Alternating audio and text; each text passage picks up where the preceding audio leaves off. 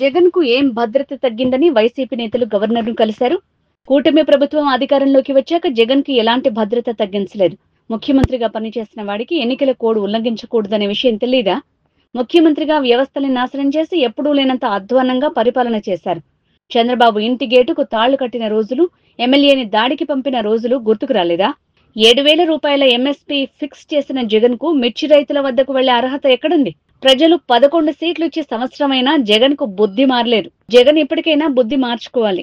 ఇంకా అసత్యాలతో ప్రజల్ని తప్పుదోవ పట్టించాలనుకోవడం తగదు అని విద్యుత్ శాఖ మంత్రి గొట్టిపాటి రవికుమార్ అన్నారు. గడిచిన 5 సంవత్సరాల్లో నువ్వు వ్యవస్థలన్నీ కూడా సర్వనాశనం చేశావు. ఒక మాజీ ముఖ్యమంత్రి 3-4 సార్లు ఈ రాష్ట్రానికి ముఖ్యమంత్రి చేసిన అతను చంద్రబాబు నాయుడు గారి ఇంటికి మీ ఎమ్మెల్యేలను పంపించి గేట్లకు తాళ్లు కట్టిన రోజులు నీకు గుర్తురాలేదా? అన్ని కూడా ఈ వ్యవస్థని ఈ భారతదేశంలో ఈ ఆంధ్ర రాష్ట్రంలో ఉన్న వ్యవస్థలన్నింటినీ కూడా సర్వనాశనం చేసి వదిలిపెట్టేశావు.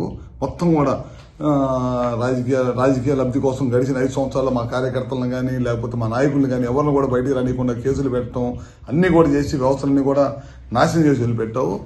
ఈ భారతదేశంలో ఈ స్వతంత్రం వచ్చిన తర్వాత ఏ రాష్ట్ర ముఖ్యమంత్రి పరిపాలించలేనంత అధ్వానంగా గడిచిన 5 సంవత్సరాలు నీ పరిపాలన ఉంది.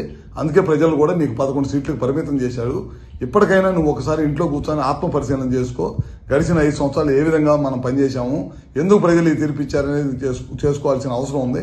మళ్ళీ వాళ్ళ నిన్న కోడ్లో నువ్వు బయటకు వచ్చావు. ఒక ముఖ్యమంత్రిగా పనిచేసిన వాడివి కోడ్లో వెళ్ళకూడదనే విషయాన్ని నీకు తెలియదా? అది కూడా తెలియకుండా నువ్వు ముఖ్యమంత్రిగా ఏ విధంగా పనిచేశావు? మిర్చి రైతుల గురించి వాళ్ళు నువ్వు మాట్లాడే అర్హత ఎక్కడ ఉంది నీకు? ఆ రోజు నువ్వే కదా ఎంఎస్పీ రేటు 7,000 రూపాయలు అని చెప్పి ఇచ్చింది. మా టైంలో బ్రహ్మాండంగా ఇవాళ ముఖ్యమంత్రిగా ఢిల్లీ లెటర్ రాయటం కానీ ఇంకా మంచి రేటు రావాలని చెప్పి ఇవాళ ముఖ్యమంత్రి గారు లెటర్ రాస్తున్నారు. ఆ రోజు తుఫాను వచ్చిన రోజు నువ్వు ఏ విధంగా రైతులను పరిశీలించావు? పరామర్శకు వచ్చి నీకు గ్రీన్ కార్పెట్ వేసుకొని గ్రీన్ కార్పెట్ మీద బెంచ్ కట్టుకొని బెంచ్ మీద నుంచొని రైతులను పరామర్శించిన ముఖ్యమంత్రి ఎవడన్నా ఉన్నాడు ఈ దేశంలో అంటే నువ్వే.